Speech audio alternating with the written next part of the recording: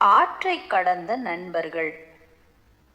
மஞ்சள் நிற முயல் ஒரு ஆற்றின் அருகே வந்தது. ஆற்று நீரை பயத்துடனும் வருத்தத்துடனும் பார்த்தது. அதன் பெரிய நீல கண்கள் அது ஆற்றை கடக்க முடியாமல் உள்ள பயத்தை காட்டியது.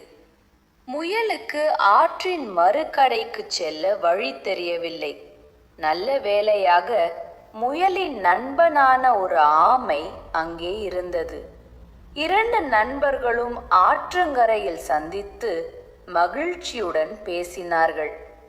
ஆற்றை கடக்க தனக்குள்ள சிரமத்தை முயல் தன் நண்பனிடம் சொன்னது. ஆமை புன்னகையுடன் அதற்கு உதவ ஒப்புக்கொண்டது.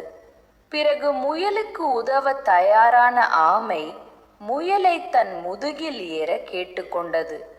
முயல் ஆமையின் முதுகில் ஏறி பாதுகாப்பாக உட்கார்ந்து கொண்டது. ஆமை முயலை தன் முதுகில் சுமந்து கொண்டு நிதானமாகவும் மகிழ்ச்சியாகவும் ஆற்றை கடந்தது. இறுதியாக ஆமை முயலை ஆற்றின் மறுகரைக்கு கொண்டு வந்து சேர்ந்தது. முயல் மகிழ்ச்சியுடன் குதித்து ஆமைக்கு கையசைத்து விடை பெற்றது.